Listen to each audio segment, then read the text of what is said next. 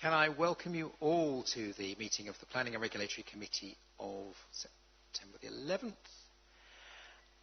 The basic housekeeping. Please note the signs around the room and in the antechamber regarding filming, social media and toilets.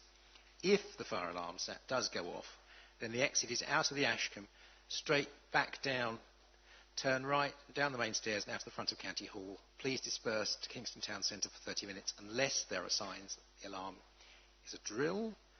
I would like to introduce the participants in the meeting for the benefit of members of the public, both here and watching the webcast. The officers in attendance are, to my left, Caroline Smith, who is the Interim Planning Group Manager, Stephen Jenkins, the Interim Planning Development Manager, and Duncan Evans, the Senior Planning Officer. And to my right, Huma Eunice, who is the Democratic Services Officer, and Nancy Oshatori, our Principal Lawyer and her colleague. I will also unusually, for once, actually say a couple of other things before we start. We are a planning committee. If you expected some sort of debate on policy, we're in the wrong meeting, I'm afraid. It's not our remit, it's not our legal position. This is a meeting in public. It is not a public meeting. There are 9 public speakers, local members, etc., plus the members of the committee and the officers, all of whom have a time and allocation, all of whom are briefed. We are a quasi-judicial committee. We have legal rules, planning policy, planning Act of Parliament and the National Planning Policy Framework. Should there be disruption, which I'm sure there won't be, because I'm sure you will all be polite and respectful to each other, we have noted the difficulties at Dunsfold at the exhibition. We do have the power to clear the room. We will use it if necessary or ask people to leave if they are disrupted. Please be respectful. It's much better for everybody if we do this sensibly, calmly. We are here in many ways as the referee, so please don't let your side down. Right, at that point, apologies for absence and substitutions. We have apologies from Keith Taylor, Andrew Povey, Mary Angel, and Barbara Thompson is substituting for Keith Taylor. Minutes of the last meeting. To confirm the minutes of the last meeting held on the 7th of August. Can I sign those as a correct record? Is that agreed? Petitions, we have none. Public questions, none. Member question time, none. Any questions there? Declarations of interest. Don't think anybody has a pecuniary declaration of interest. Which brings us neatly to the main business of the day, which is the Minerals and Waste application RE18 02667. Horse Hill well site, Horse Hill, Hookwood, Horley, Surrey. An update sheet has been tabled and emailed to members prior to the meeting. Hopefully you've all had a chance to read that and see it. This is an application for the retention and extension of an existing well site HH1 and HH2 and vehicular access to allow the drilling of 4 new hydrocarbon wells and 1 water reinjection well, construction of a process and storage area, tanker loading facility, new boundary fence, well maintenance, workovers and sidetrack drilling and ancillary development for the enabling of production of hydrocarbon from up to 6 wells for a period of 25 years. The committee visited the site on the 5th of September and 6 committee members and a substitute member were attended. So, right, on to public speakers. We have 5 members of the public to speak on this application for 3 minutes each, and we'll invite James Knapp to start. Come over.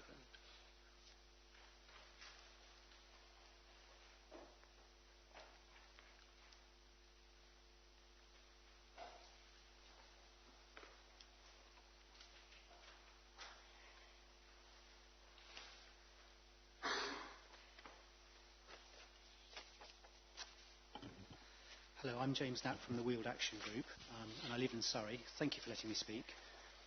We've benefited from a wealth of academic interest in the unusual swarm of earthquakes just 3 kilometres from the applicant's well, which is drilled through a fault.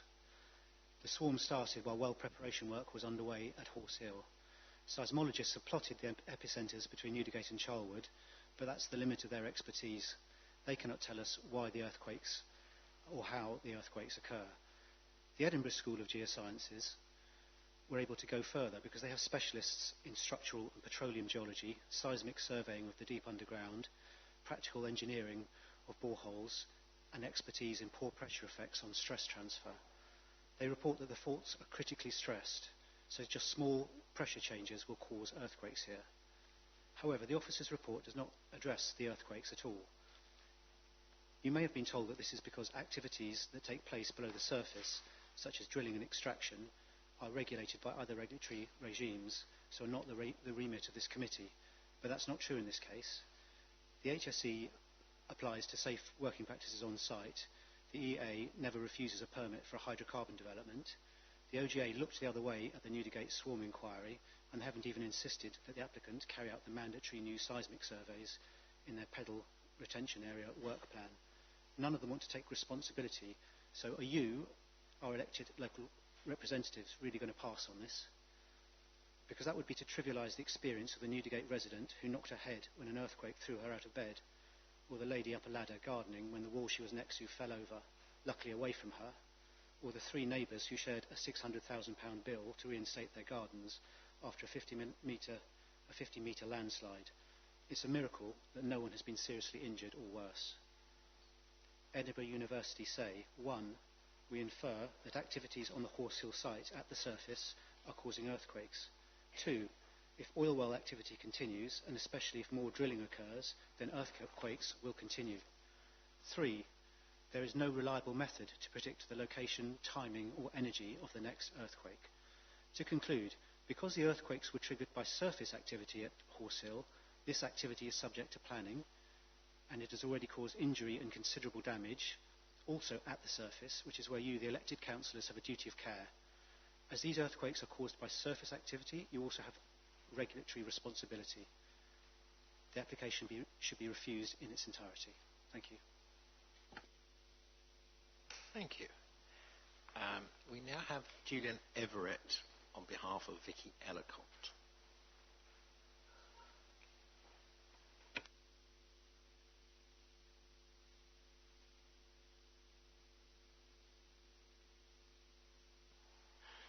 Chairman, Councillors, thank you. I'm reading out this statement on behalf of Vicky Ellicott for the Weald Action Group. Surrey County Council has declared a climate emergency and is now working on its climate action plan. At the launch of the new Surrey Climate Commission, Councillor Mike Goodman, Surrey's Cabinet Member for Environment and Waste, said, "It's time we need to wake up. It's time for change. Residents are asking us to do this." Against that backdrop, you are now considering a business-as-usual application to extract fossil fuels for the next 25 years, something which would take us right to the end of the target period for achieving net zero carbon emissions in Surrey. If this goes ahead, where else are you going to make all those necessary cuts? Do councillors really feel they have all the information necessary to justify a decision which so obviously runs counter to their own strategy and plans? This application is not the change which residents are asking you to make. The applicant says its greenhouse gases are insignificant. What independent verification has been conducted to validate those claims? A High Court judgment in February was based on a recent report which shows that scientific recommendations have substantially changed recently on this matter. Greenhouse gas emissions, particularly methane, from onshore oil and gas sites are typically underrepresented, sometimes by as much as half. Also, figures provided by the applicant don't include any emissions from actually using the oil once it's taken off site, so the cumulative total impact is without question massively underestimated. You might also note that all the references to climate and energy policy and legislation in the officer's report are years old. They do not reflect the current scientific consensus position and disregard a large body of information which is now available in the public domain.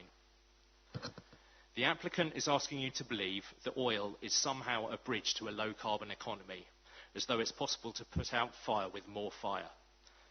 Well, government policy, which previously included a presumption in favour of onshore oil and gas, was thrown out by the courts earlier this year. The government's own vision for transition to low carbon is based on gas-fired power stations, offshore wind, nuclear and smart energy. There is no oil bridge. All there will be are yet more stranded assets seeking a taxpayer bailout once society transitions to renewable energy. Next month, you're most likely to be sitting here listening to another oil application, this time at Dunsfold. Then potentially Leith Hill yet again. Then iGas at Dunsfold. Is this the way forwards? What are the cumulative impacts of all the fossil fuel expansions? When will we finally say enough? All our efforts in Surrey on recycling, transport and other positive initiatives as part of the Greener Future inquiry will be utterly pointless if these applications get the go-ahead. Finally, to the question of fracking. The applicant says no fracking is being proposed here, on a point on which the officers agree. But what about other forms of unconventional drilling? Angus Energy has just withdrawn from Brockham, saying they couldn't extract commercially from the Kimmeridge without unconventional techniques like acidisation. That same Kimmeridge layer is the target here at Horse Hill. So how come this case is so different? Have you got absolute assurances that this is 100% conventional, that no stimulation of any kind will ever be involved? We are urging you to turn this down.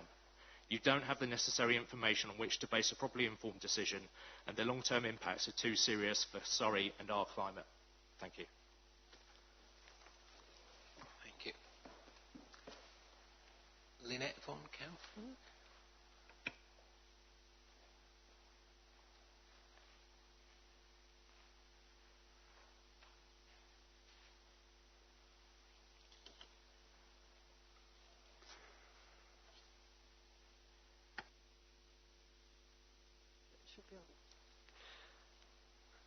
I am a Newdigate resident living close to the epicentres of the earthquakes. Before the 1st of April last year, there had been no earthquakes in the Newdigate-Charlwood area. Since then, there have been no less than 172 recorded tremors, and they still continue. Just last week, there were 2 with magnitudes of 1.1 and 1.2. Residents have felt 13 of the earthquakes. The largest, a magnitude 3.2, was reported by 1,600 people to the BGS. My experience of the quakes is that you hear a loud, explosive bang, followed by the house shaking for several seconds. Damage to property has been recorded, mostly cracks in walls and brickwork. We have had damage in our own house. Residents are very worried that insurance premiums will go up and house prices will fall. A recent paper by Dr. Stephen Hicks concluded that, based on current evidence, the earthquakes are natural and not induced. But scientific opinion is divided, and other experts believe that surface activities at Horse Hill are causing the earthquakes. There have been many coincidences between the tremors and the well activities. Whatever the cause, can it possibly be wise to drill 5 more wells, particularly horizontal wells, so close to a critically stressed fault? If oil well activity continues, imagine the number of earthquakes that may occur when 7 wells are in operation. Even small earthquakes can cause structural damage over time. Groningen in the Netherlands is one such example. After years of small earthquakes, houses began to collapse. Over €1 billion has been paid out in compensation. Don't let this happen in Surrey. I feel strongly that the decision should be deferred until conditions of operation relating to earthquakes are included. And these should include a full 3D seismic survey, a traffic light system, ongoing seismic monitoring, full disclosure of the operating logs, and provision for compensation for damage. Surrey County Councillors have a duty of care for the safety and well-being of their residents, and the precautionary principle should be applied. Thank you. Thank you. Pat Smith.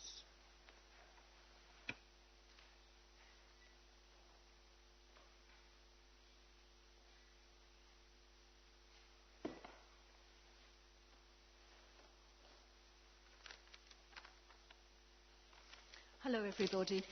I'm Pat Smith. I've lived in Dorking for 48 years, and in recent years I've become increasingly concerned about the planned extraction of fossil fuels in the Weald and its impact on the climate. I'm opposing this proposal in its entirety and have written at length to you twice.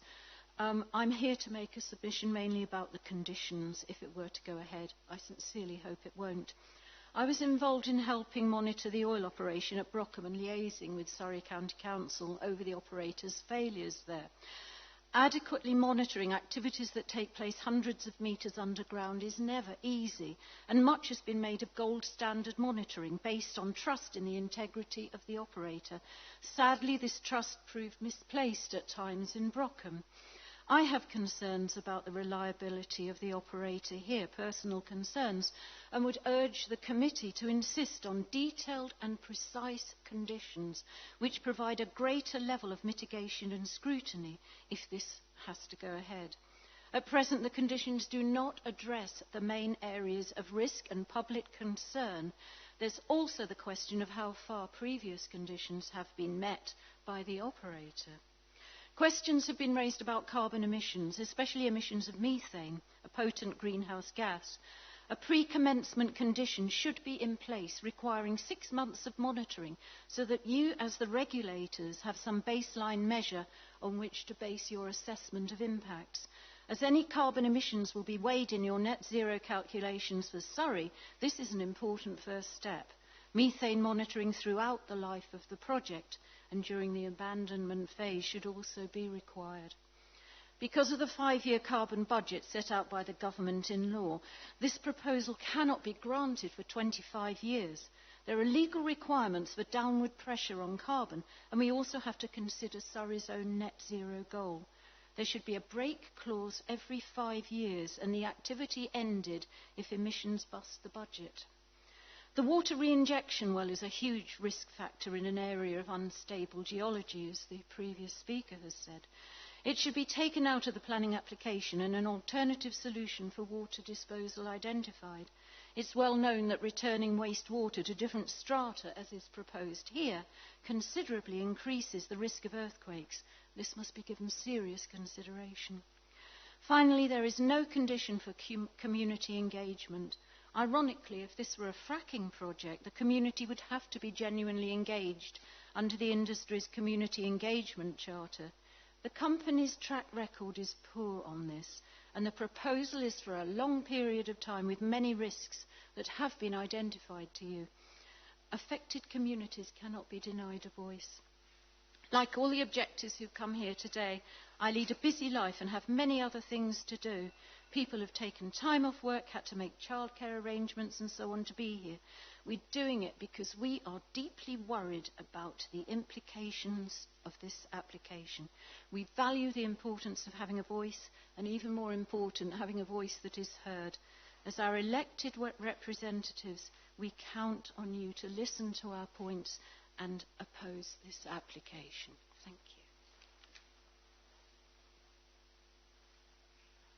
Thank you. And Chris Lowe.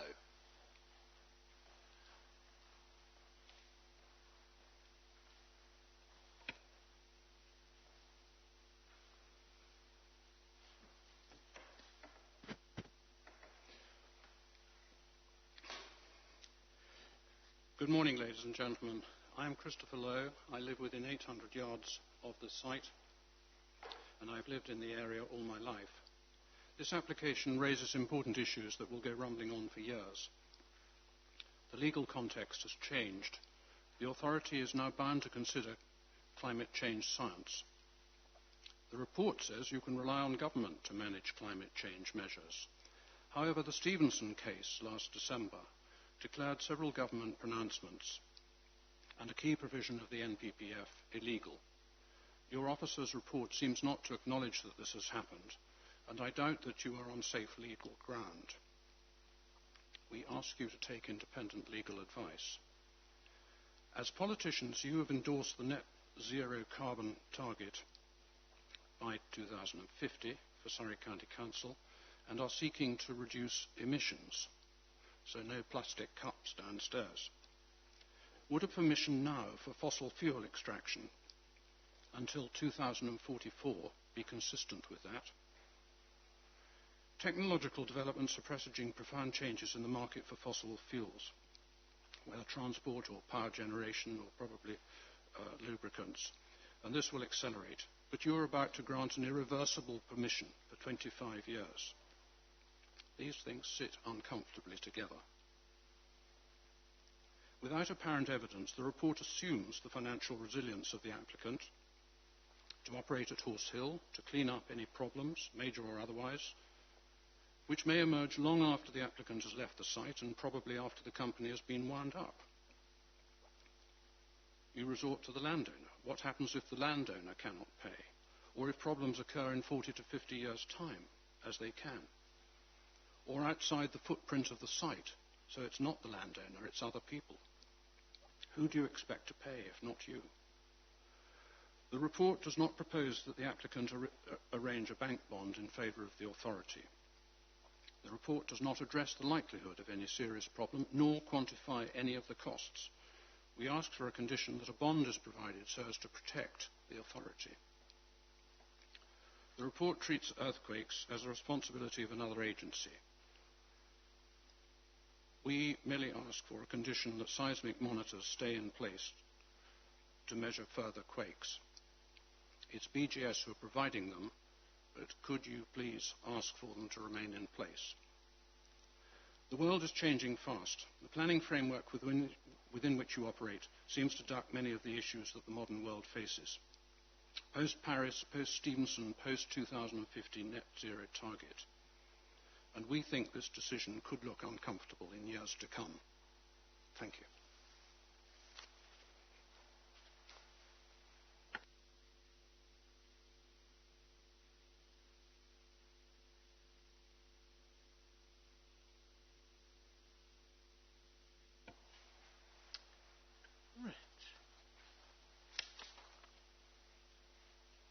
Right, now invite the applicants, Stephen Sanderson, Matt Cartwright, and their agent Nigel Moore.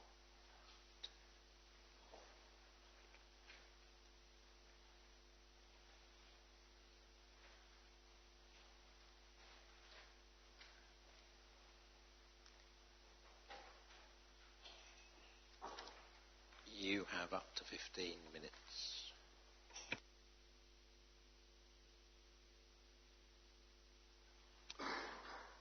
Good morning, Mr. Chair, Mr. Vice Chair, and members of the Planning Committee.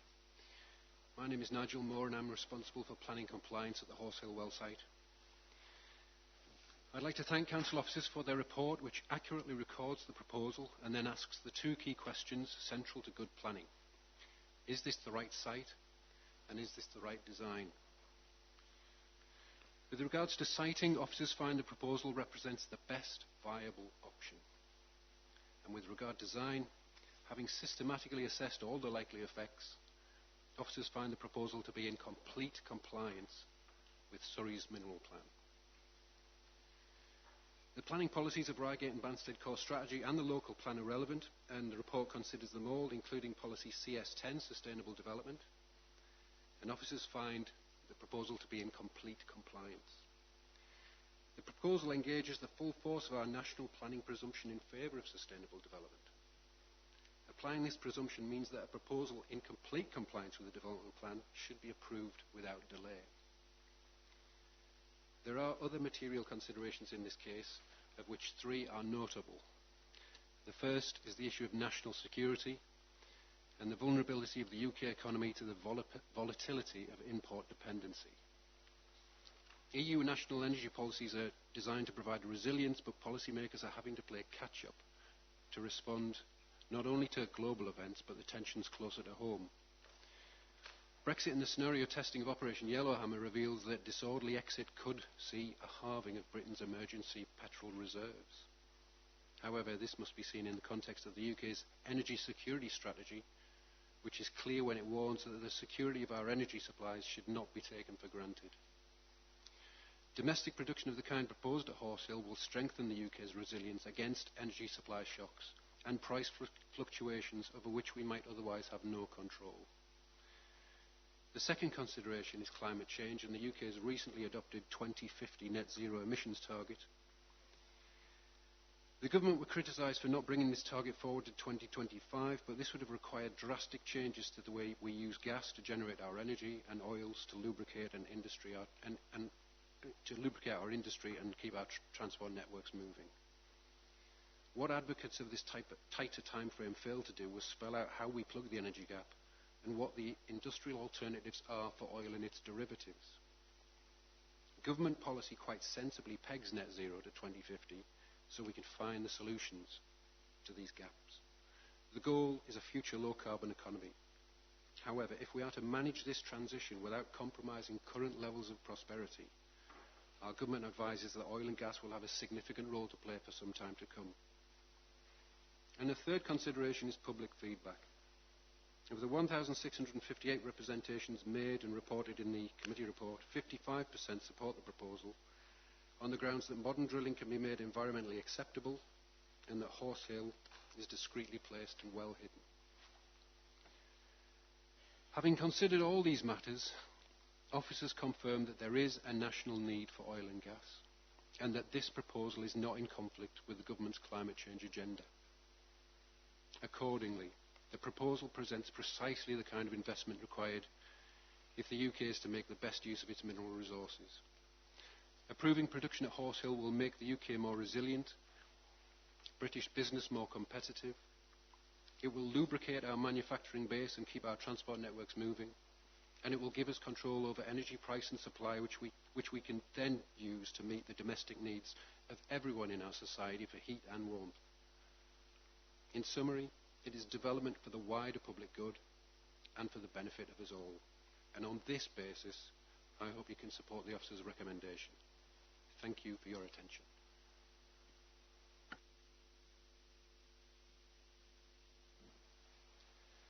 Thank you, Chair, Vice Chair and members of the Planning and Regulatory Committee.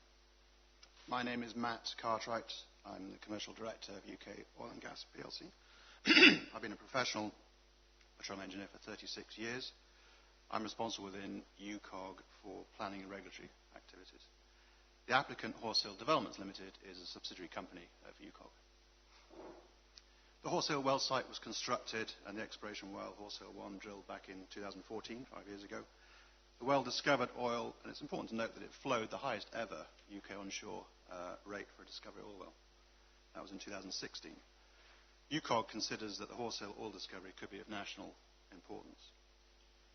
Back in 2017, Surrey County Council approved a planning application involving further long-term testing of the Horse Hill 1 well and the drilling and testing of a new Horse Hill 2 and a sidetrack of Horse Hill 1. UCOG declared Horse Hill 1 and the Horse Hill oil field commercial in October 2018. This, of course, opened up the prospect of benefits for the local and national economies.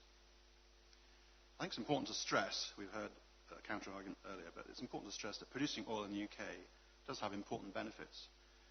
Employment benefits, clearly, from the jobs it creates, tax revenues for all of us, and reduced carbon emissions. By producing oil locally, onshore, close to population centres, you reduce carbon emissions. The reason for that is you avoid the transportation of long pipelines and compressors for gas, super tankers for oil. That's all avoided.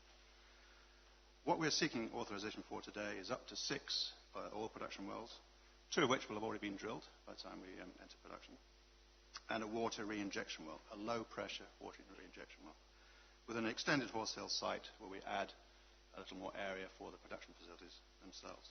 There are 2 key objectives in the design of the production facilities. The first is the most efficient use of land. Clearly, we want to minimise our footprint. We're using what's called directional drilling, and that allows us to access a large area of oil reservoir beneath the site itself. So we don't need multiple sites. We'll have one site. Secondly, the most efficient use of resources. So oil, clearly we tanker to the nearest refinery. It can be sent anywhere around the world. But the gas that comes with oil production will be converted to electricity. We're not flaring gas. We're going to convert it to electricity. We're going to tie into the national grid.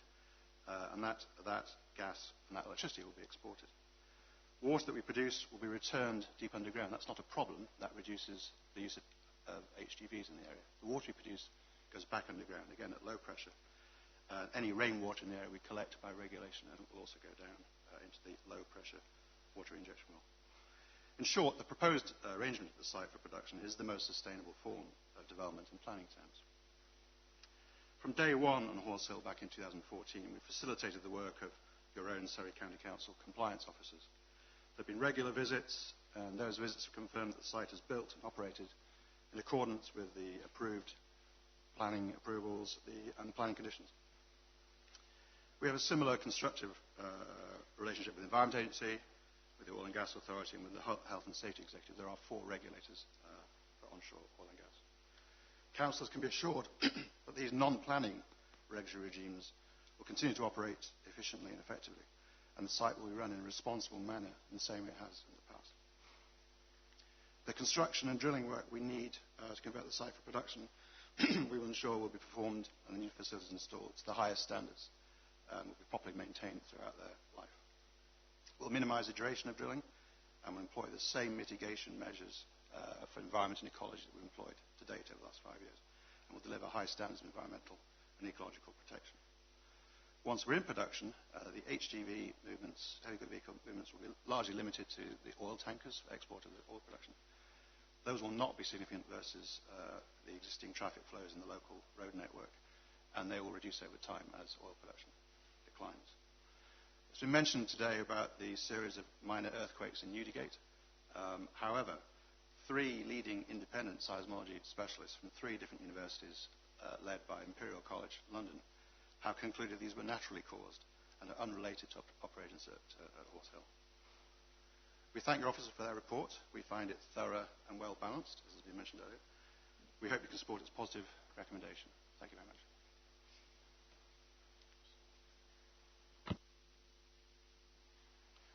Good morning, Mr. Chairman, members, ladies and gentlemen. My name is Stephen Sanderson. I'm a professional geologist of 38 years standing, and I'm the Chief Executive of UK Oil and Gas, a company whose purpose is to provide essential supplies of indigenous oil and gas to the UK. As a locally based company employing many Weald area residents, myself included, we have demonstrated throughout our operations that we are as committed to contributing to and safeguarding our local environment as any of our detractors. As you saw in your site visits, we operate in a professional and orderly manner in full regulatory compliance. As a direct result of this approach, our application has no statutory objections. Indeed, the Environment Agency clearly state they have no concerns with our plans or its impact upon groundwater. This underscores the company's good conduct and responsible approach to its business. Our engagement with the local community has accelerated over recent years following our success. My team and I have explained our operations and practices to hundreds of local residents, elected representatives, the media and investors, hopefully dispelling the unsubstantiated myths and the general scaremongering promulgated by a small but vocal minority. In short, we strive to be good neighbours, to be open and transparent and at the forefront of industry best practices and environmental safeguards. As Nigel has already stated, 55% of the public response to SCC was in support of this application, which reflects well upon our approach. Whilst the committee report states that the adverse effects of oil production at Horse Hill would be minor, in contrast, the benefits would be significant and of national importance to the economy. The Portland oil pool alone could easily generate sales revenues of around £500 million if oil prices stay at their current levels. Importantly, I will ensure that the community and local economies share in the wealth created from Horse Hill. We will set up a rolling programme of community benefits during the productive life of the site. The spending priorities will be for local people to decide, but we will liaise with the community and councils at all levels to ensure that our Horse Hill neighbours benefit. In June, the UK became the first major economy to adopt a net zero 2050 greenhouse gas emissions target, a bold and sensible move. However, national policies acknowledge that the alternative technologies and products required to meet the net zero target are in their infancy, meaning that we need oil and gas during this period of transition if we are to maintain current levels of prosperity. You might think, therefore, that zero carbon means the UK will no longer need oil. Not so. Whilst 50 to 50% of UK daily oil consumption can likely be replaced by electric vehicles, and I believe burning oil in vehicles is a waste of a precious resource, some 20% is used in Britain's significant aviation industry, and most crucially for the future, 30% or so, around 300,000 to 400,000 barrels a day, as feedstocks to make key materials and products where oil is not simply combusted. Such materials include the lightweight composite bodies, tyres and electric cabling in electric vehicles and aircraft, wind turbine blades, a plethora of items used in the NHS, such as sutures, drip bags, tubes, and, of course, computers, phones and appliances. Even Greta Thunberg endorses the use of modern oil-based products by sailing in a high-tech yacht made of strong, lightweight, oil-derived carbon fibre composites and unrippable Kevlar sails.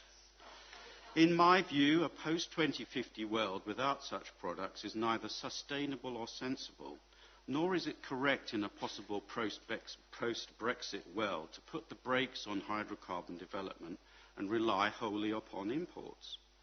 Worryingly, the UK is experiencing oil supply-side constraints like never before.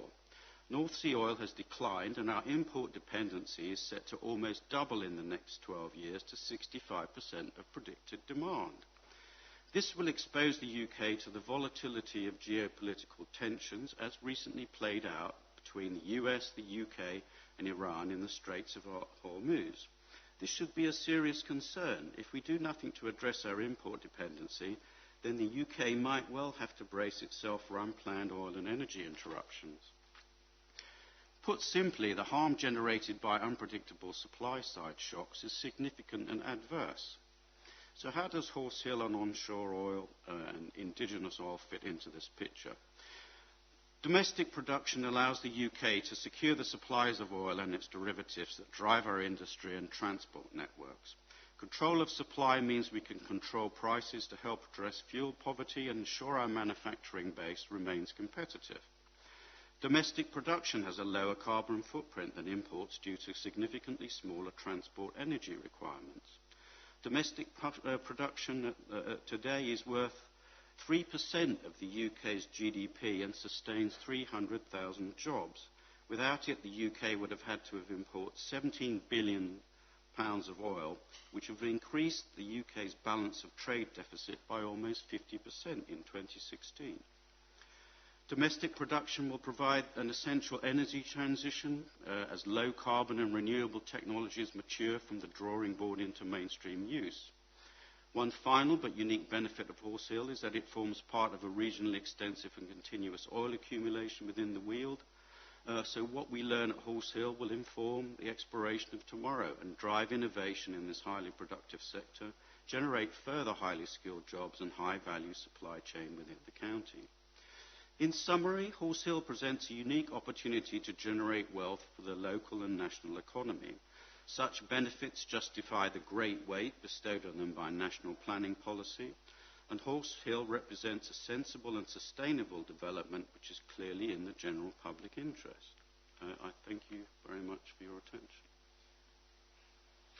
Thank you.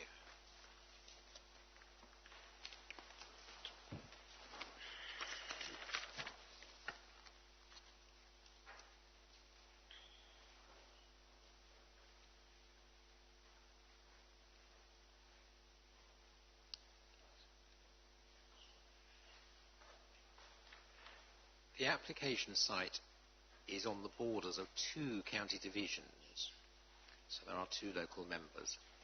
I have a statement from Kay Hammond, who is the member for Horley West, Salfords and Sidlow, which I will read.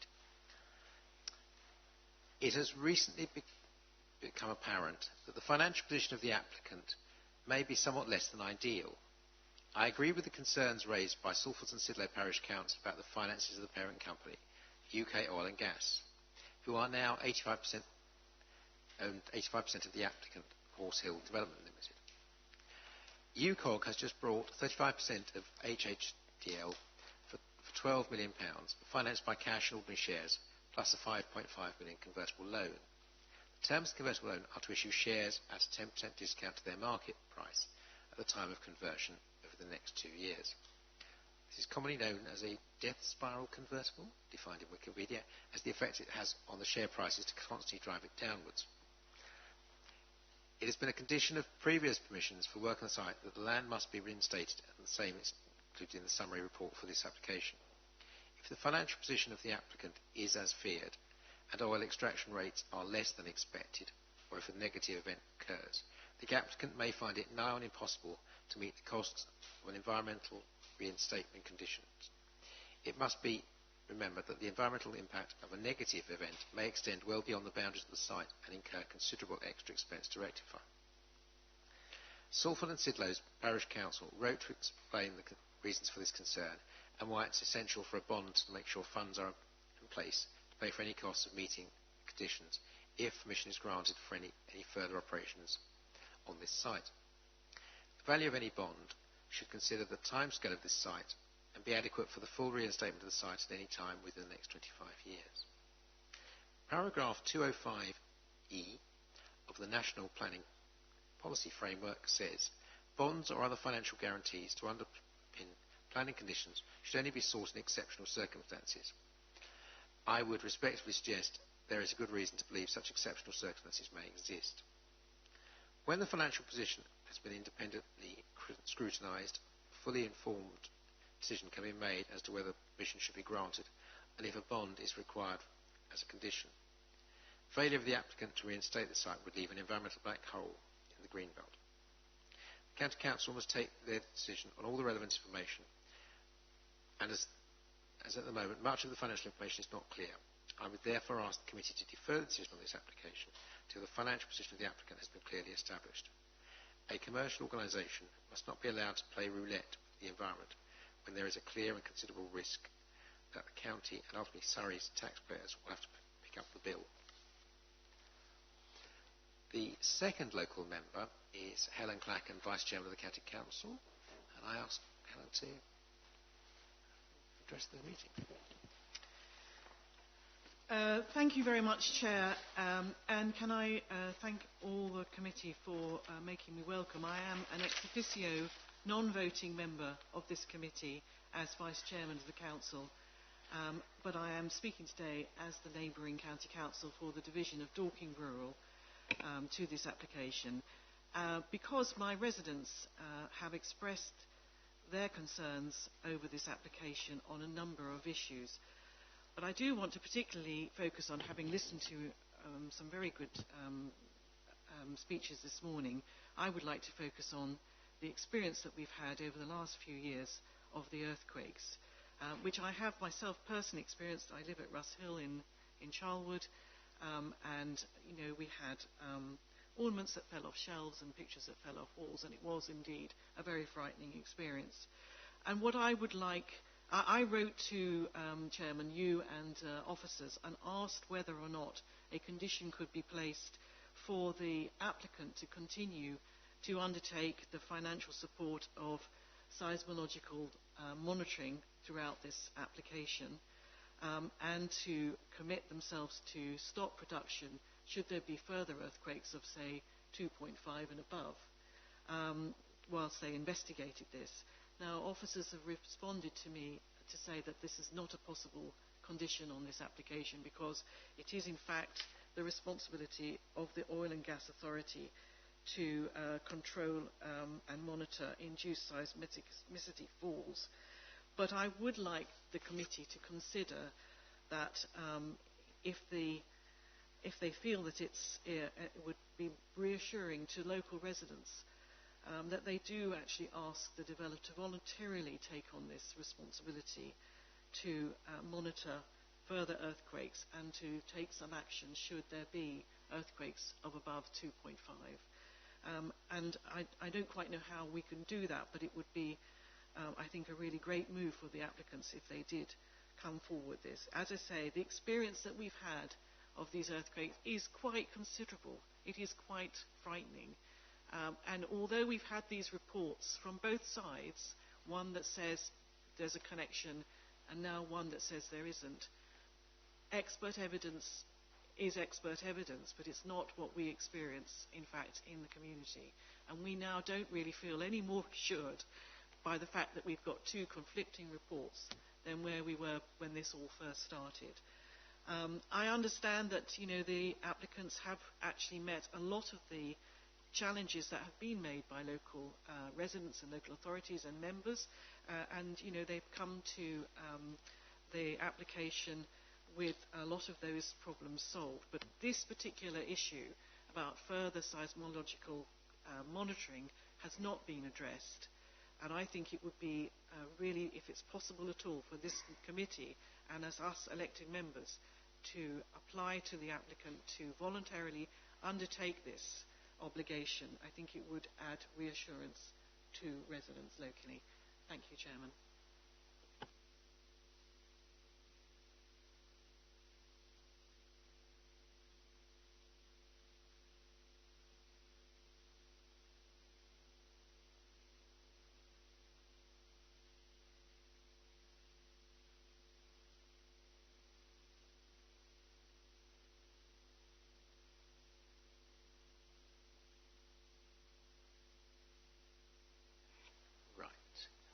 We will invite Duncan Evans to introduce the report, and we will move forward from there. To you. Thank you, Chairman. Right, some of the information I'm about to put forward is just going to be a repeat, but just bear with me as I read through this. There are three stages involved in the development process for onshore hydrocarbon extraction, which are exploration, appraisal testing and production. You have before you a planning application made by Horse Hill Developments Limited for the production stage at Horse Hill well site. Planning permission was first granted at land off Horse Hill in January 2012 for the drilling of one exploratory borehole, HH1. The HH1 well was originally drilled in October 2014, and the well discovered oil accumulations in the Portland sandstone and the Kimmeridge limestone members. The well site is currently operating under the appraisal stage of onshore hydrocarbons, which was granted planning permission by Surrey County Council in October 2017 for a temporary 3-year period. This planning permission was implemented in June 2018 and allows for further drilling, including drilling a second borehole, HH2.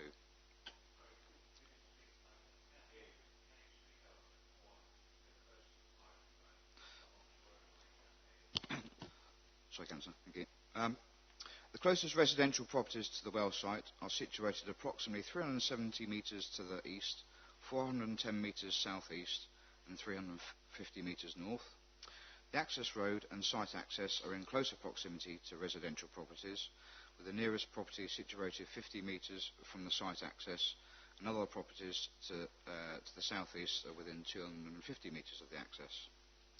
A public right-of-way, footpath 414, is situated on the southern boundary of the site, along the northern end of a field that's situated south of the access track and well site. The field complex to the south of the footpath is used for horse paddocks and the Le Monde Equestrian Centre. The operator and applicant now seeks planning permission to retain the existing well site and access, enabling the production of hydrocarbons from the Portland sandstones and Kimmeridge limestones for a period of 25 years, of which 20 years will be for production. This application proposes further development involving the drilling of 4 new hydrocarbon wells and 1 water reinjection well, the construction of a process and storage area and tanker loading area which is to the east of the existing well pad, new boundary fencing, well maintenance, workover and sidetrack drilling, and ancillary development to go with that, to enable the production of hydrocarbons from 6 wells at the existing well site. The planning application has been accompanied by an environmental statement.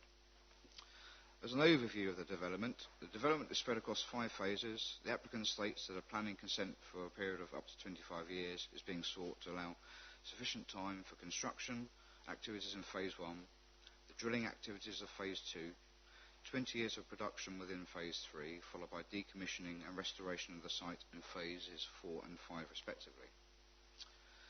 The development will involve drilling and workover operations, during which the site would be operational 24 hours a day. Lighting on the well pad will be required to fulfil health and safety regulations.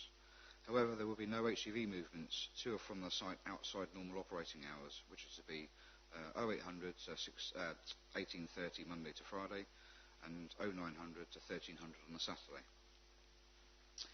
The applicant proposes the tallest structure required on site during the development will be a 37-metre high drilling rig, which will be mobilised to and from the site as required.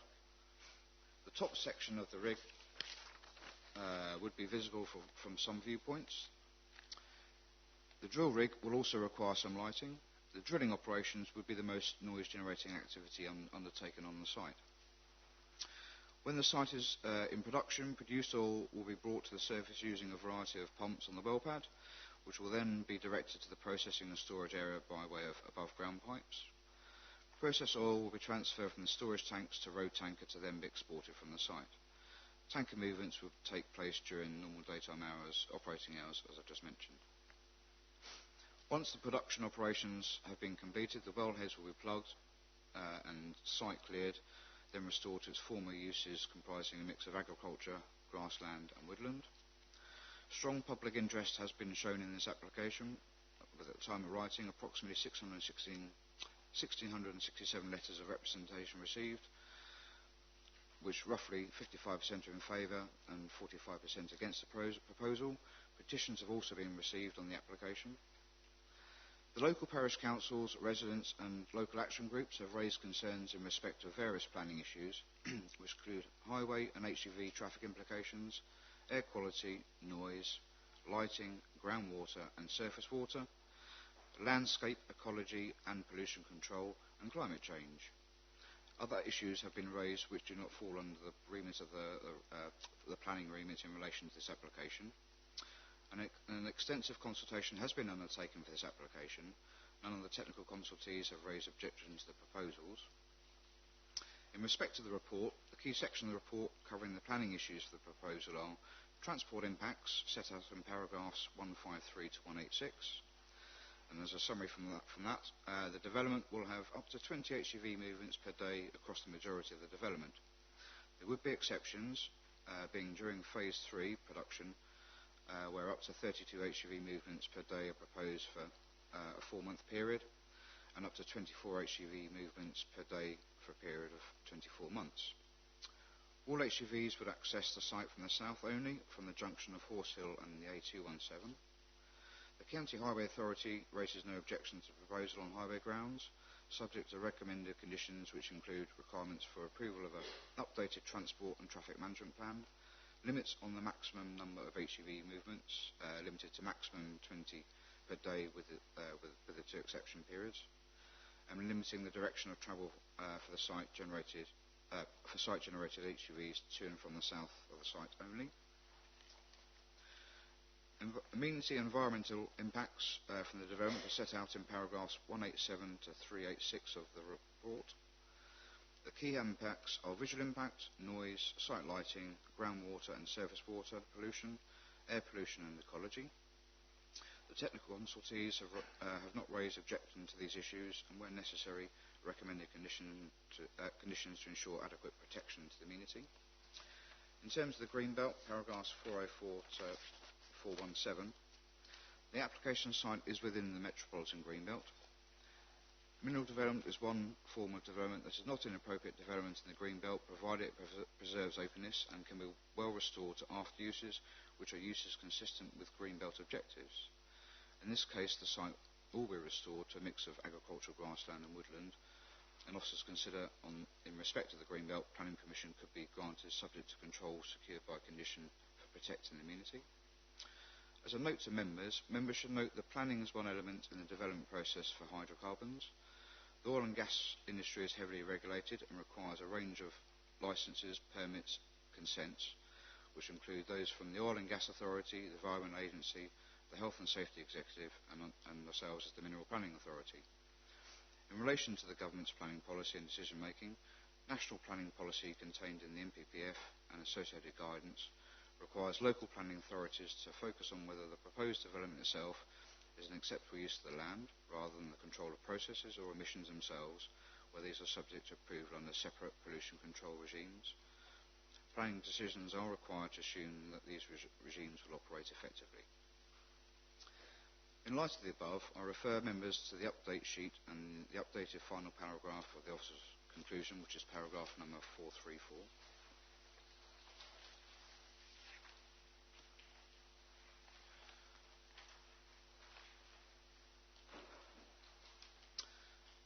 To reiterate the paragraph, having had regard to the environmental information contained in the environmental statement, national and development plan policy, consultative views and concerns raised by local residents objecting to the proposal, and taking into account need, officers consider that, subject to the imposition of conditions together with controls through other regulatory regimes, the development would not give rise to unacceptable environmental or amenity impacts, and the development is consistent with the MPPF and the development plan.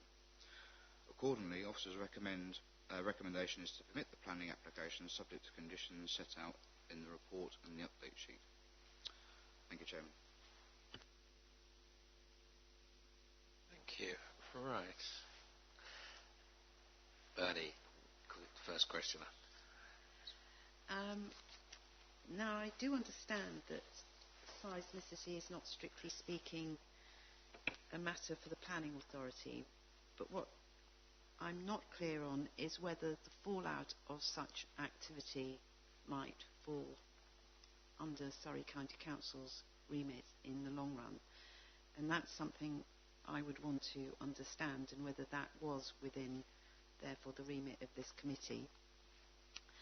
I am, as a result, not reassured that there are two different opinions on seismic activity. And whilst I think the applicant said, or someone said today, that there were three that viewed it one way and University of Edinburgh viewed it another way, that doesn't, to me, necessarily confirm that the one thought overrides the other. So I'm not quite understanding how the weight of opinion fell, and I haven't got evidence of why the University of Edinburgh's opinions were put to one side on this. Therefore, if providing, I guess, an answer about where the remit might fall of the fallout of seismic activity, should it be proved, I would probably wish to go with the ideas of Councillor Clack about continued monitoring, maybe a 3D seismic survey, and strict adhesion on behalf of the applicant to maintain a mandatory seismic survey throughout the period of the 25 years. That is my first question. I'll leave it at that for the time. I think that's very good.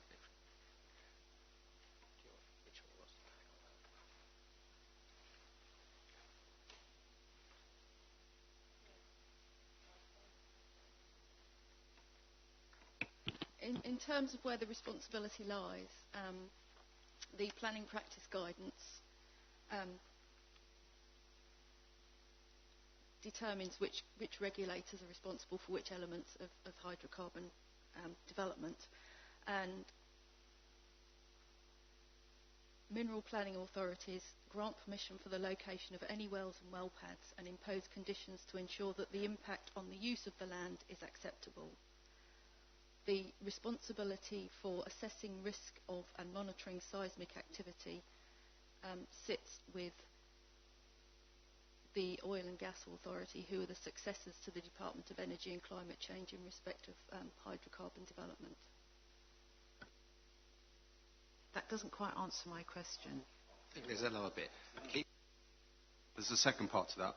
On the back of, obviously, the concerns of residents and the earthquake activity, a workshop was set up by the OGA, obviously, as their duty to investigate seismicity.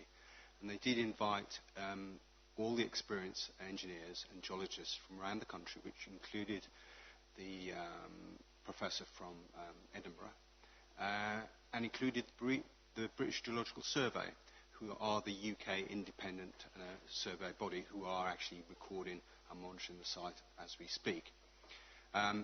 They produced results of that workshop, and then there was a second paper, which I think was referred to, which was signed up by 3 universities, concluding that there was no connection with the oil and gas operation with the earthquakes, and they concluded that they were naturally occurring. So I don't know if that answers your question in terms of this debate about one evidence and the other one. But the planning practice guidance goes on to say that mitigation of seismic risks fall to the OGA, usually through the licence consent regime, and that's to help to mitigate seismic risks. And as we know from other parts of the country, the OGA has powers to stop and monitor and control induced seismic activity, and that's why it falls outside the planning remit.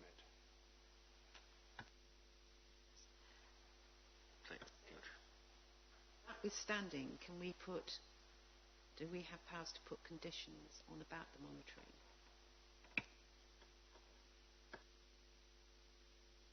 It goes beyond our remit really under planning, and we have to, as the case officer mentioned, we have to rely on other agencies and other controls. The oil and gas industry is heavily regulated by the Oil and Gas Authority, the Environment Agency, Health and Safety Exec, and ourselves, and it's the combination of all that regulation, and we have to rely on other regulation bodies to control these matters. Penny, then Stephen. Penny. Thank you, Mr. Chair. So if we are to accept that the earthquakes are happening naturally, then surely we therefore have to accept this is an earthquake zone. And this applicant is going to be drilling for oil and gas in an earthquake zone. He has said that those who oppose the development are scaremongering. If he is confident that they are scaremongering and that it's perfectly safe to drill in an earthquake zone, then could we not put a condition of a very large bond for any damage now and into the future?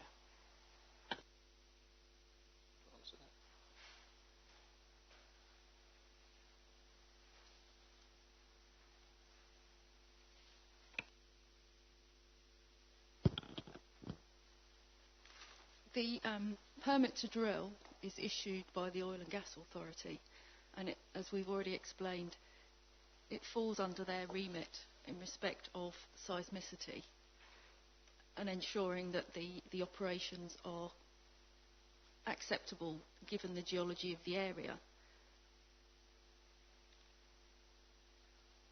There'd be a production consent and development programme approvals, and the financial capacity and viability is also considered by the Oil and Gas Authority. If this is nothing to do with the oil operation, it would be entirely unreasonable to ask for a bond from the operator on that basis. Stephen, to you. Thank you, Chairman. 3 questions. First of all, just on the information that's been presented to us, can we be clear on whether there has been any comment at all from Reigate and Banstead Council? It seems very odd that they've chosen not to comment. I say that because it was indicated in the information that's provided that Mull Valley Council simply said no objection. In reality, of course, Mull Valley didn't simply say no objection. They indicated a series of concerns that they wanted the committee to consider, and that included the impact on the capacity of the local road network, environmental impacts in terms of noise, air quality and pollution, and potential impacts on surrounding residents and communities, which effectively is the earthquake issue. And I think none of that was recorded in the information that was provided, and that's why I'm concerned about whether we've received anything from Reigate or not. 2 other questions, Chairman. I think we need to face the climate emergency issue, which clearly has been of huge concern to many of our residents. And there is an indication in the information that we've provided, particularly with regard to information from residents with regard to the Stevenson case, that local authorities should actually take into account environmental issues and not simply accept government requirements.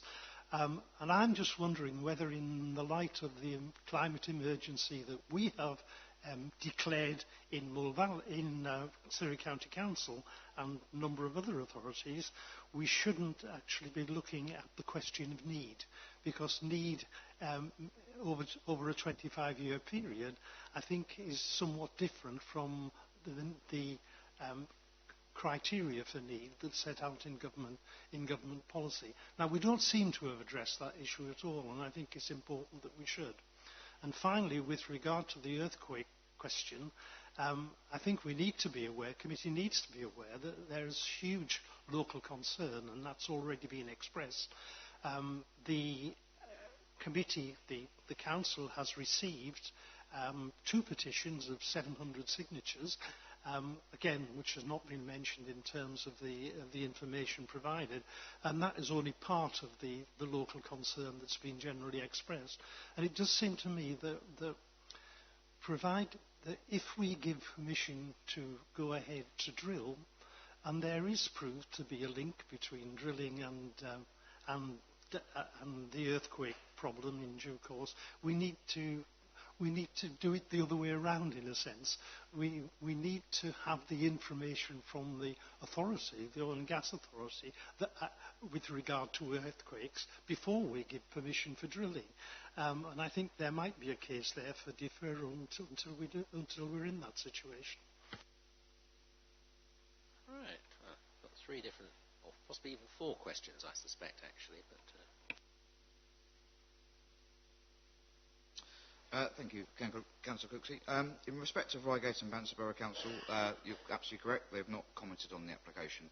They've been chased up several times, and they were given a sort of an ultimatum, and we've not had any response. In respect of Mole Valley District Council, when they wrote, they raised the comments. The comments are topics that are going to be covered in the report. So in particular in highways, as I mentioned earlier on, that was one area I mentioned. Conditions have been imposed for regulating the likely impacts of highway and traffic movements. In respect to the wider amenity impacts, which covers noise, lighting, air quality, pollution, there are also a range of conditions set out that have been recommended, which include from the Environmental Agency, or other technical consultees for geology, geotechnical issues, plus matters that have come through from our own lead local flood authority. So that's looking at sort of groundwater pollution, surface water pollution, also flood risk and those elements, and there are conditions attached for tackling those. Do you want to do that? Yes. Yeah. I'll hand over to my colleague Stephen Jenkins for the sort of the information element of that. In terms of the climate emergency that Surrey's adopted, as it's already been said, we have to determine the application in accordance with the development plan and government policy.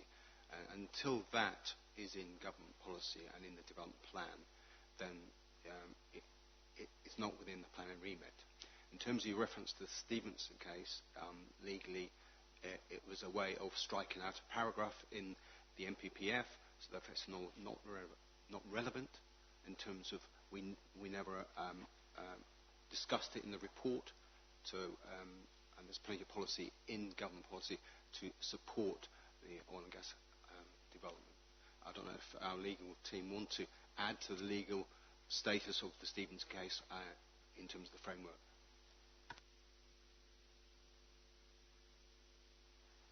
Mr. Chairman, we are able to give some commentary on that. I think there has been some misunderstanding as to the impact of Mr. Justice Dove's decision in Stevenson.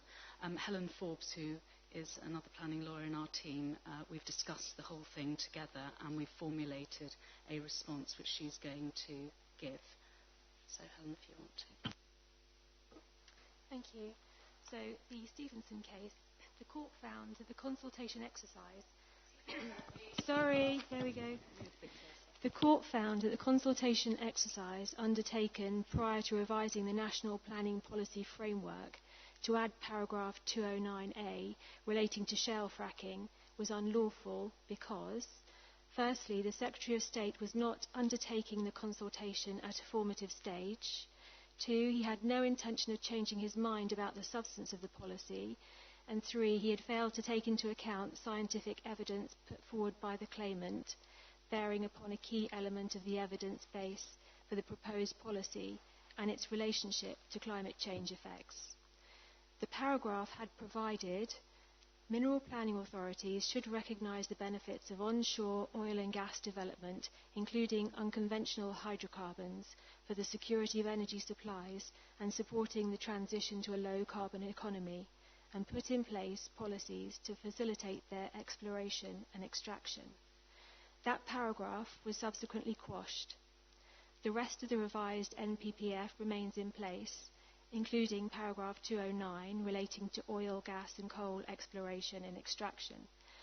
A written ministerial statement made to the Commons and the Lords in May 2019 confirms, for the avoidance of doubt, the remainder of national planning policy framework policies, and in particular Chapter 17 on facilitating the sustainable use of minerals, remains unchanged and extant. For the purposes of the NPPF, hydrocarbon development, including unconventional oil and gas, are considered to be a mineral resource. Specific policy on the planning considerations associated with their development is set out at paragraphs 203 to 205 and the remainder of 209 of the National Planning Policy Framework. In particular, paragraph 204A of the NPPF states that planning policies should provide for the extraction of mineral resources of local and national importance, with paragraph 205 stating that, when determining planning applications, great weight should be given to the benefits of mineral extraction, including to the economy. In addition, the written ministerial statements of September 2015 on shale gas and oil policy and the 17th of May 2018 on planning and energy policy also remain unchanged and extant. The written ministerial statements sit alongside the National Planning Policy Framework. Planning practice guidance is also unaffected by the ruling. And finally, this suite of policies and guidance remain material considerations in both plan making and decision taking for hydrocarbon development, and they should be afforded appropriate weighting as determined by the decision maker.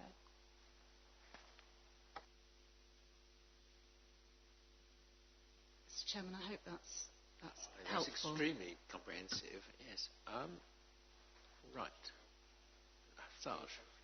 Sorry, do you have back to the third question about earthquake information and the OGA. I have to reiterate what it says in the planning practice guidance. It does fall outside of planning remit. We have to rely on the OGA. We work with these other agencies, and we have to rely on that forum really to get the information they're monitoring from themselves. And as I said, they have the powers over seismicity as opposed to when we don't have those powers. Sarge? Thank you, Chairman. I am quite at a loose end with this, the earthquake. I mean, everyone raises the earthquake question, and my two colleagues have made suggestions. It would seem that, we are Surrey, this location is in Surrey County Council, and should, God forbid, the last disaster happens, we'll be picking up the pieces. Everything will be under review. So, it is something that needs addressing, and I don't want to be a part of something that approved that later on we actually regret. So I would like some assurances that there will be some measures for the earthquake.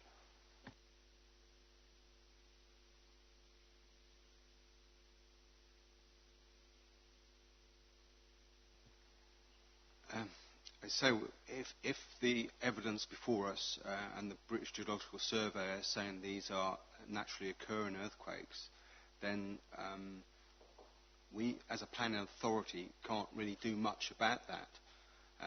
We have to rely, as I said, on the Oil and Gas Authority to continue monitor sites such as this, and that interaction with these other bodies will help in terms of the long-term monitoring and put in practice any measures needed or necessary if such events occur, or if they are proved to be induced by the activity.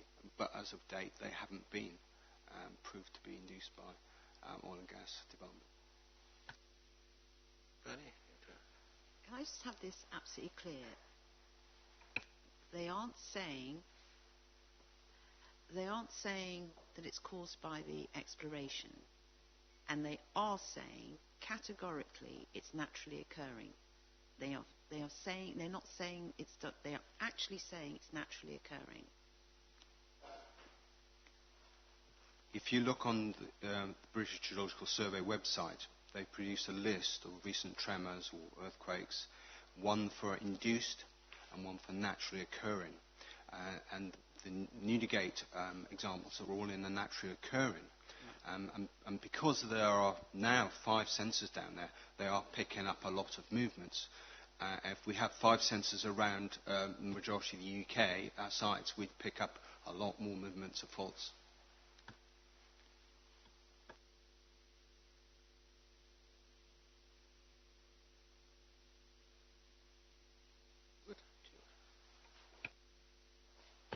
Thank you, Chairman. Firstly, officers, thank you for the arranging the site visit. Incredibly useful, and answered many of the concerns I had, not least about traffic movement coming in and out of the site and hours of working, light pollution, items such as that. I think that last answer was actually very clear on the earth tremors, earthquakes, whatever you want to call them. And I assume, and it may well be in the report, and apologies if I missed it, that the sensors will remain. I think that was one point. I also listened very carefully to the speakers and to, in particular, Mr. Sanderson. We live in very difficult times, and I think, quite frankly, the protection of this country has got to be the primary function of government and local government, come to that. And part of that is protection of power supplies. Allied with the government policy, and it is a policy and an aim and it's a target on carbon reduction and zero emissions, which this Council has endorsed, and as a motion I put forward to my own Council to continue with that. But this is a journey. It is not starting now. We cannot switch the lights off. Well, we would switch the lights off if we switched off all the power. We have to be cognizant of it is a journey, it is a target, it's an ambition and an aim, and a very laudable one at that, and it's one we have all got to work for. So I'm afraid that, provided that the sensors are going to remain, and I think we have to accept that we have to work towards zero emissions for my grandchildren, their children actually, when I come to think of it with their age, but going forward. The only point I would rather make is the interesting one that Pat Smith made, and I know she's a Dorking resident, that she said there was no provision for community engagement, where Mr. Sanderson said that there was, there has been some engagement. Now, whether that is adequate is another question mark. And I know we can't put it as a condition, but I do wonder if the officers would allow an informative, given that Mr. Sanderson has quite clearly and quite publicly said they would increase this, they would step this up, they would improve, there will be further monies coming into the community to generate wealth and generate employment, whether we could have something in way of an informative on there to encourage them to not stick to the word that sounds rude, but to progress and move forward with greater community engagement. And, the officers have quite clearly set out our roles. We have to be cognizant of our roles as a local authority, as a planning authority, and in this case, as the county. And we need to be reading the report and listening to the officers' statements with that in mind. Thank you, Chairman. Right. Thank you, Chairman. And I'd like to echo what Edward said, but I would have made it a lot shorter. Have we got any areas that we could, that this sort of thing happens where there aren't any oil wells or anything? Have we got anything to compare the natural occurring earthquakes in Surrey itself, which would be an interesting fact. I note that we've received nothing from the arborologist, and I do know that, well, I think I remember, that the right-hand side of the site was an ancient wood beyond a fence. So that surprises me that nobody's come back with regards to that. A lot of people are worried about the water, the pollution to the water, but Sutton and East Surrey and Thames Water have not sent anything in whatsoever. And also I'm surprised that Surrey County Council Emergency Planning haven't sent anything in. So if I could have some answers to those, I'd be grateful. Thank you. Thank you, Councillor. In respect of the woodland and tree side of things, that's a matter that falls to ecology. The application site has already been constructed and been subject to robust arboricultural and ecological assessments when it was first constructed as a well site. They're proposing a small element of tree works for this, and our county ecologist has assessed that. Also, the county landscape consultant has taken the view as well. We've got recommended conditions for protecting ecology. The woodland itself has been described as not like to be of any sort of harmful impact from the previous assessments, and that's been carried forward to this one. So the proposed level of tree works are fine, subject to any surveys from an ecology point of view. And then we've got further matters when it comes to landscape and ecology management plans further down the line, and similarly for restoration proposals as well, detailed restoration proposals, which will require landscape planting schemes to replace sort of trees, and then obviously the agricultural grassland and planting out the woodland. So there are measures there to secure that in the future. And in respect of water, so groundwater and groundwater pollution, surface water pollution, the Environment Agency are pretty much the lead authority for pollution control matters, and they've been consulted on the application. They've raised no objections, subject to a condition requiring a surface water management plan. And the lead local flood authority of requiring something similar for managing sustainable urban drainage systems, so we will have a drainage scheme in place for those. And so back to the Environment Agency, they will be running their own separate permitting regime for the site, and the applicant will have to apply for a separate licence for that element. Sutton and East Surrey Water, from their point of view, would be their interest would be for any water supplies the site might be requiring if it's on a large scale. Thames Water, again, are just consulted as a matter of sort of public courtesy, but they've not chosen not to respond. But they have been consulted all the way through, right from the exploration stage, appraisal stage, and now the production stage. So both those consultees have been consulted in the past. Ernest. Thank you, Mr. Chairman. Well, I'm going to follow Edward's example and just speak more generally on it. I don't have any specific questions. I would just like to say, as with other members, I've read all of the objections that have come through on the email. Most of us have been on 2 visits to this site, and of course I've read the agenda. I will speak on 3 particular points. 1 is the domestic situation, 2 national policy, and 3 on planning. But first I would just like to say that the applications for this kind of activity are, as explained fully in the agenda, come in 3 stages: exploration, appraisal and production. But the simple fact is, I don't really understand why exploration and appraisal should be separate. They ought, in my opinion, to be one. I think that's just a bit of bureaucracy. But never mind that. The fact is that the exploration and appraisal stages which we have approved predicate production if, in fact, that production is possible. If it's not possible, technically, then, of course, it doesn't take place. But to a large extent, in my opinion, the production phase doesn't necessarily depend a great deal on planning, or at least, in fact, it's not looking to planning as being a natural area for refusal once exploration and appraisal have been approved. Now, on the domestic front, as I've said in this committee before, we live in a high quality Western society. Everybody here turns on their cooker, they get gas or electric, they turn on their heating the same, they get into their transport, mostly personal transport, and travel around Surrey. And all of this, of course, depends on having the actual fuel resources available. Now, I mean, I'm older than some of you here. I was brought up on a farm, no electricity, no water, no sewage. Our fuel on that farm came mainly from the pollarding of willow trees.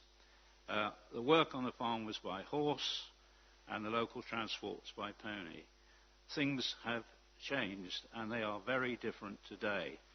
And the problem seems to me that today there's a much higher standard of living, but it also seems that those who have the expectation of this higher standard of living expect the facilities which provide that standard of living should be located next to someone else. And this is quite often the really big problem we have on this committee with regard to waste disposal, quarries, oil, or any actual activity that contributes to our standard of living, but people who are next to it don't like it. But I'm afraid to say that this is the, if you like, what we have to stand by or stand for in relation to the standard of living that we have.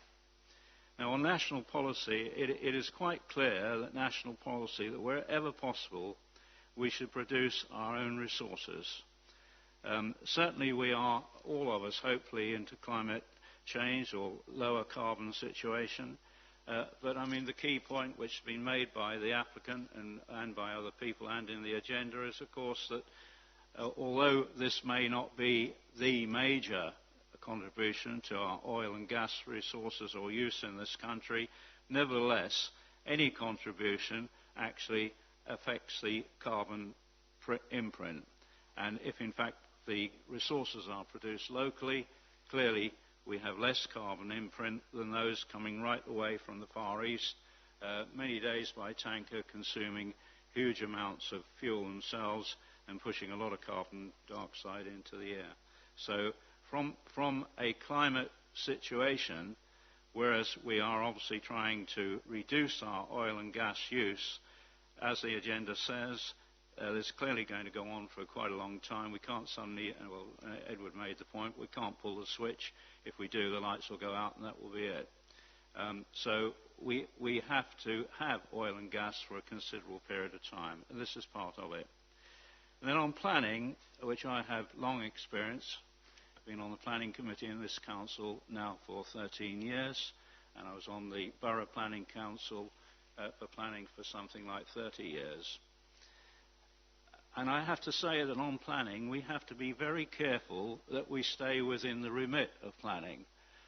We have our legal officers here, and I've no doubt they are quite capable of telling us that if we exceed the situation of our remit on planning, then we are in trouble. Because imagine going to appeal on this application and facing up to an inspector and starting the discussion about earthquakes, and also who's responsible for what, and it immediately will actually slap you down on appeal on the basis that if the Oil and Gas Authority are responsible for that and you are not, then you should not be putting anything to do with that as a refusal or deferral or anything else in your decision-making process. And if you do, you will not only be slapped down, but you will have massive costs against you. So my point really is it's very easy to talk about the extraneous matters to do with an application like this, but you have to actually, if you're on this planning committee, you have to stick by the rules and conventions, even if, as quite clearly, they may be unpopular with the local population. The other point I'd like to say on this from a planning point of view is, of course, that the comments, both support and objections, and the considerations at the exploration and appraisal stage on this application are very much the same as those for the production phase. There's very little difference. I would suggest that 95% of the reasons for refusal or permission on the exploration and appraisal stage are the same as for production. The only real difference comes in this particular application. They need a bit more land. They're going to put a bit more equipment on the site. And, of course, the main situation would actually come on the road network. Well, we're told in the report that it's basically 16 at the most. At the major point of the production, it would be 16 HGVs in and 16 out. Well, you can probably work that out at about 2 an hour. So it's hardly going to affect the road network.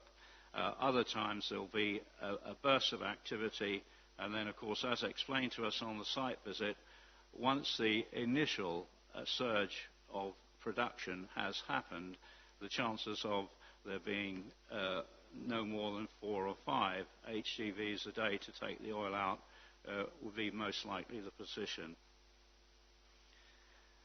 Therefore, as far as I'm concerned, I'm going to vote, obviously, in favour of this application, as I do not see any particular reasons that we could put down for deferral, for bond, or for anything else. I take Edward's point again, but in fact, as far as I was concerned, it was demonstrated quite well by the managing director who spoke about the involvement of the public in this, which of course is very important.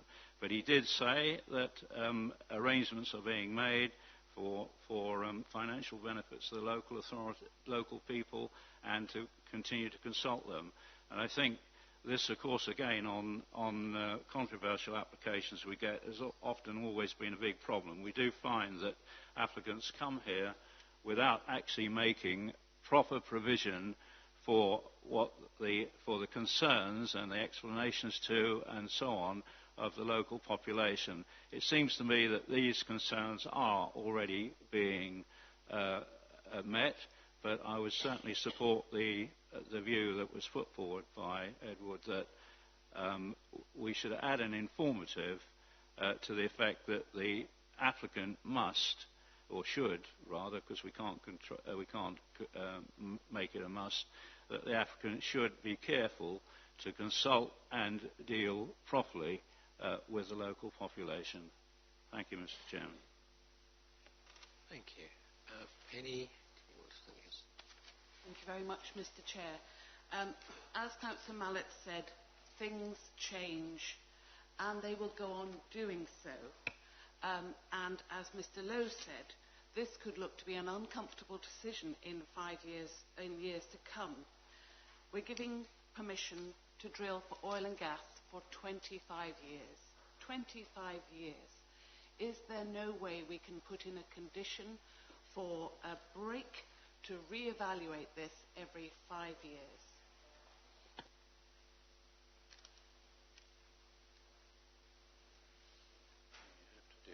Under the Environment Act, there's a requirement to review mineral planning permissions every 15 years and to update the conditions to bring the conditions up to date to that time, because obviously it recognises that there is a long time between a planning permission being granted and 15 years hence.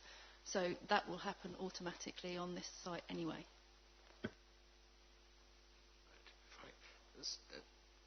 I'll come back. Can I just ask Stephen a question?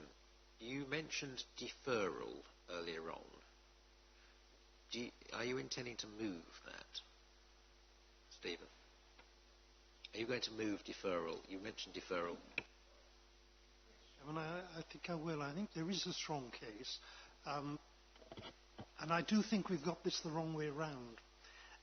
My view really is that local people and this committee need to have clear assurances about the earthquake situation before we give permission to drill. We're being asked to give permission to drill and then hope the oil and gas people will actually indicate to us at a later stage that the earthquake issue isn't a significant one. I think local people need the assurance about the earthquake situation prior to us giving permission for drilling. And I would add, Chairman, that a deferral would also give us the opportunity to look at this question of need in terms of 25 years, and I think that is important. So the reasons you'd give for... Right, would you have a seconder for that? Right, thought you might. The reasons you would give for deferral? So the officers and the lawyers get this the right way round, and they're happy to... What reasons would you give? Planning reasons. Principally, Chairman, because I believe that the committee needs the assurance of the Oil and Gas Authority with regard to earthquakes before it gives permission to drill. And I think that's a perfectly legitimate way forward. Strictly speaking, we don't give permission to drill. The consent to drill is quite clearly given by the OGA. We are being asked,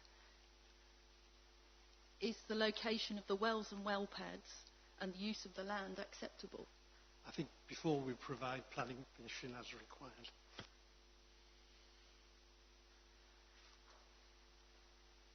It's not within our remit, as we've already explained. So to defer an application on the grounds of something that is not within our remit, I don't consider would be acceptable on planning grounds, and may well result in an appeal for non-determination in respect to this application.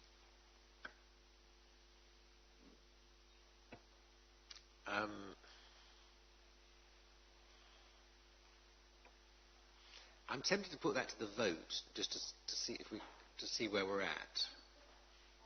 Yeah, Bernie, do you want to?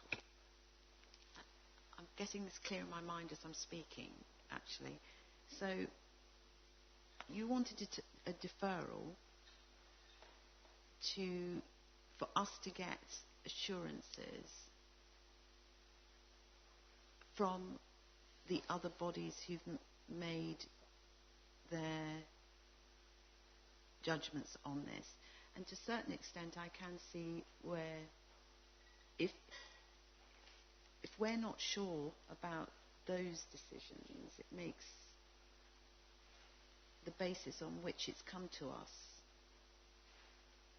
questionable. Is that what you're saying? In which case, I understand that. Because I have to say, I can't, without having something in front of me that has the explanation from the British Geological Survey as to why they have this absolutely surefire understanding that it was natural causes.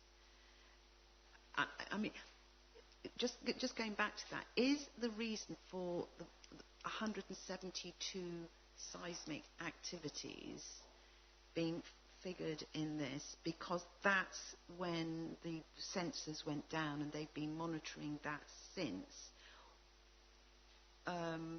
Ergo, they have that opinion. If they had put the sensors down 5 years before, would they also have 172? Or is it that nobody felt anything prior to that, and after a certain point they did? In which case, I think our committee would probably like to have a meeting with those oil and gas people and those other bodies to say, how did you come to this conclusion?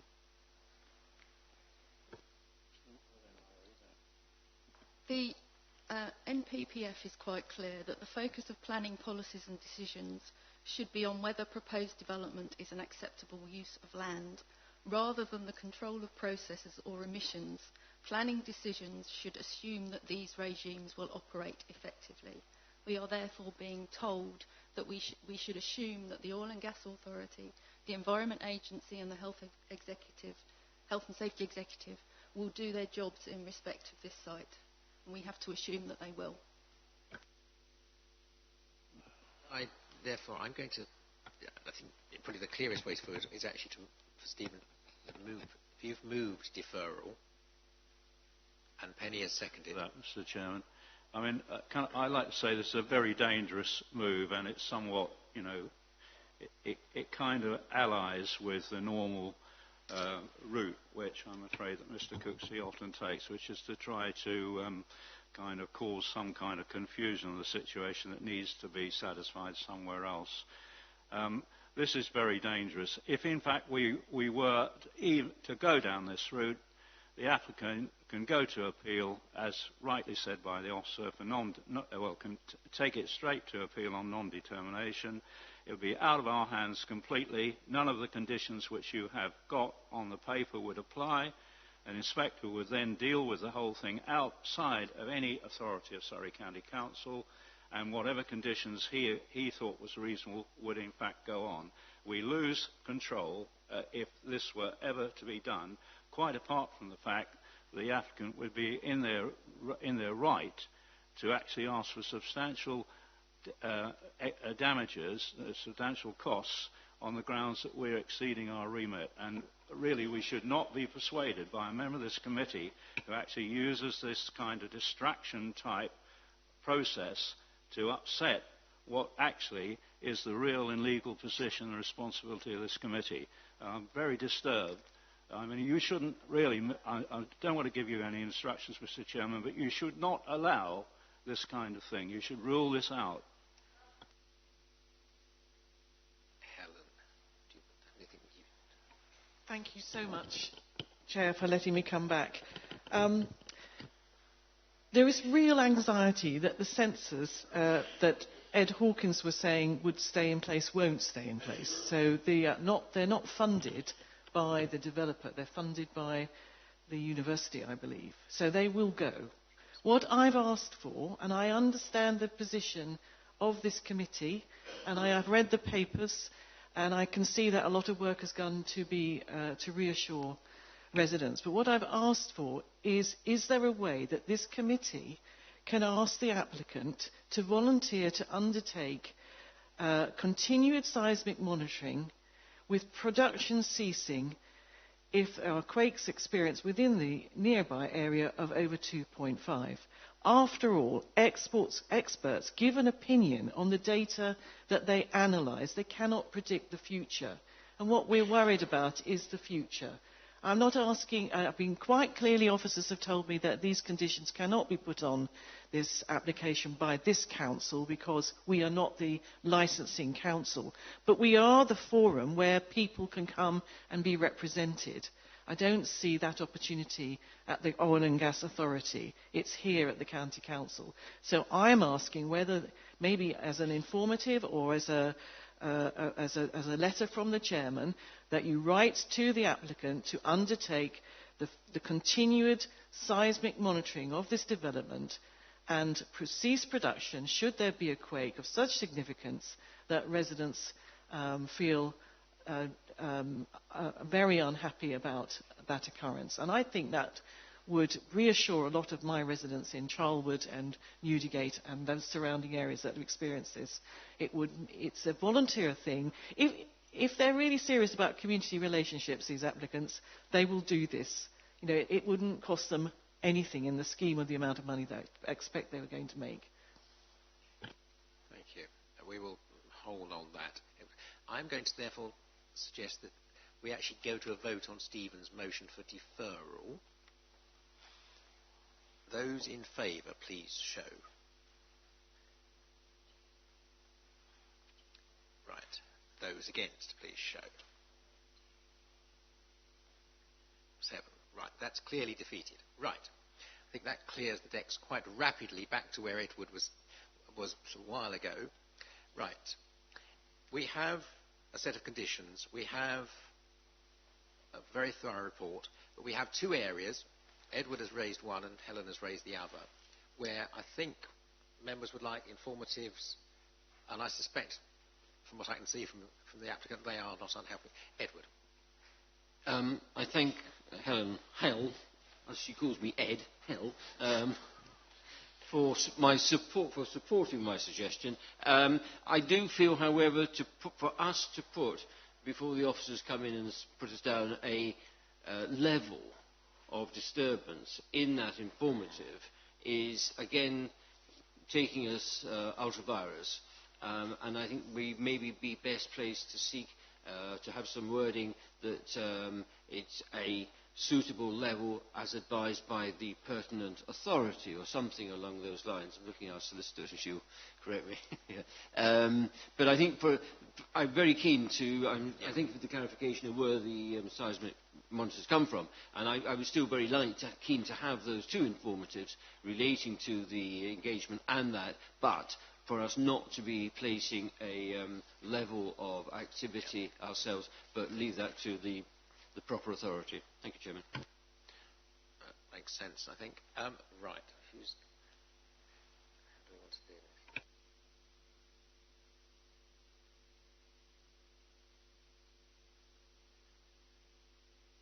The officers say they can construct something suitable and legally binding which will match that. So, therefore, I am going to move the recommendation to permit the application RE 18-02667/PON, subject to the conditions and informatives listed on pages 74 and 85 of the report and the amended conditions and reasons on the update sheet, including the additional informatives around community engagement and for the applicant to monitor seismic activity on the site in conjunction with the relevant authorities and other bodies, which leaves British Geological Survey and everybody to deal with whatever they feel is right within their remit. Does that make sense? I think that's rough drafting, but so it's a partnership effort in both bits. Does that match everybody's feelings? What should be there? We can refine that. Right. On that basis, I am therefore moving the recommendation. Those in favour, please show.